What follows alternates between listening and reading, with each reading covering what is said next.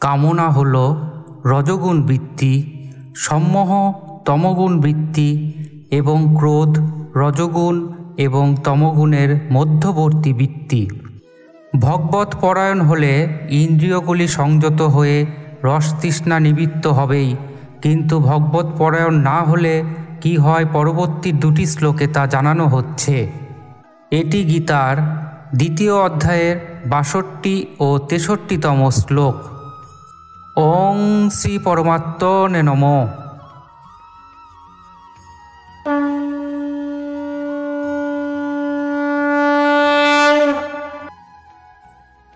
ধ্যায়ত বিষয়ান পুংস সঙ্গস্তেষু পজায়তে, সঙ্গাৎ সঞ্জায়তে কাম, কামাৎ ক্রোধ ভিজায়তে, ক্রোধাম ভবতি সম্মোহ, সম্মোহাৎ স্মৃতি বিভ্রম, স্মৃতিভংসাৎ বুদ্ধিনাশ, বুদ্ধিনাশাৎ প্রণশতি।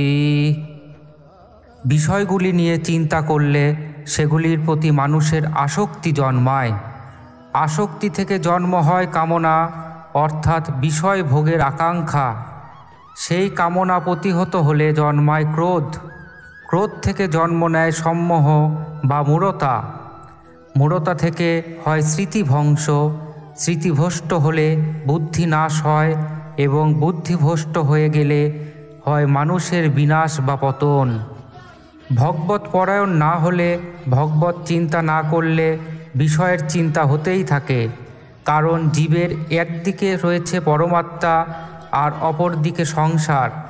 সে যখন পরমাত্মার আশ্রয় ছাড়ে তখন সে সংসারের চিন্তাই করতে থাকে, কারণ এছাড়া তার চিন্তার আর অন্য কোনো বিষয় থাকে না।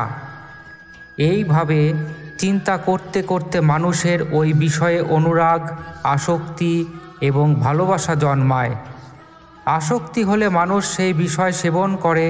বিষয় ভোগ, তা মানসিক হোক অথবা শারীরিক, তাতে যে সুখ হয় তার জন্যই বিষয়ে ভালোবাসা জন্মায়। ভালোবাসার কারণে সেই বিষয়ে বারংবার চিন্তা হতে থাকে।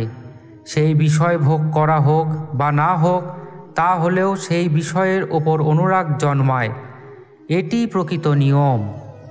বিষয়গুলির ওপর অনুরাগ জন্মালে ওই সমস্ত বিষয় ভোগ করার এই ইচ্ছা জন্মায় যে ওসব বস্তু ভোগ করার অধিকার যেন আমি পাই। কামনা অনুযায়ী সব বস্তু পেতে থাকলে লোভ জন্মায় এবং কামনা পূর্তির সম্ভাবনায় কেউ বাধা দিলে তার ওপর ক্রোধ জন্মায়।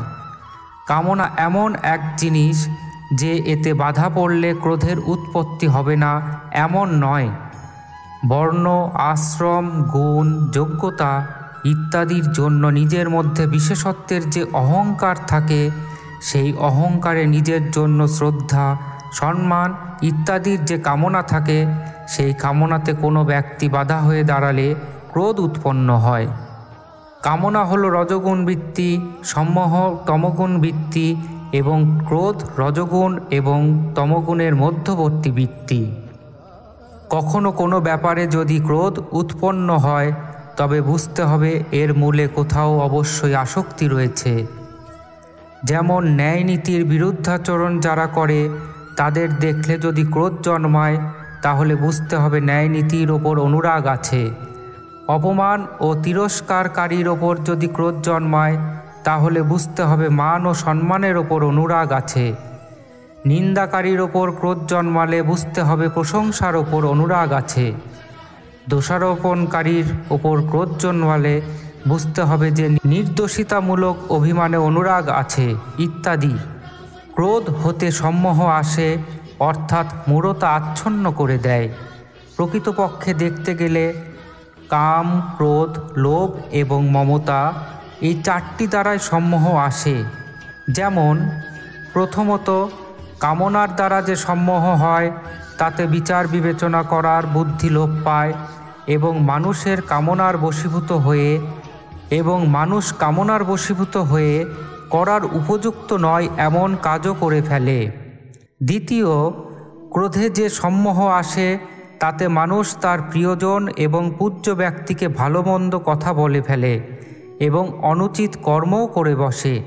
তৃতীয়, লোভে যে সম্মোহ আসে তাতে মানুষের সত্যাসত্য ধর্মাধর্ম ইত্যাদির বিচার থাকে না এবং সে কপট ব্যবহারে লোককে ঠকায়। চতুর্থ, মমতার দ্বারা যে সম্মোহ আসে তাতে মানুষের ব্যবহারে সমতা থাকে না, প্রত্যুত সে পক্ষপাত দুষ্ট হয়ে পড়ে। কাম, ক্রোধ, লোভ, মমতা এই চারটি থেকে যদি সম্মোহ হয় তাহলে ভগবান কেন শুধুমাত্র ক্রোধের কথাই বলেছেন? গভীরভাবে বিচার করলে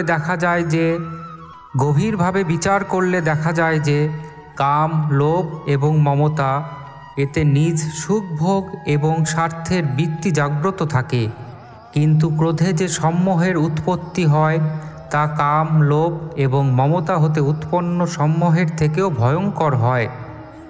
সেই জন্যই ভগবান এখানে শুধুমাত্র ক্রোধ থেকে সম্মোহ হওয়ার কথা বলেছেন।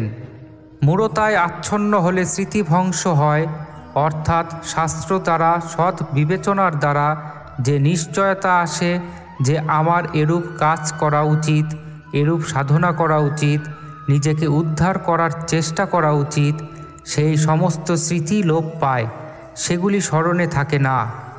স্মৃতিভ্রংশ হলে বুদ্ধিতে প্রকাশমান বিবেকবোধ লুপ্ত হয়ে যায়, অর্থাৎ তার আর নতুন করে বিচার করার ক্ষমতা থাকে না। বিবেক লুপ্ত হলে মানুষ তার নিজের স্থিতি থেকে চ্যুত হয়।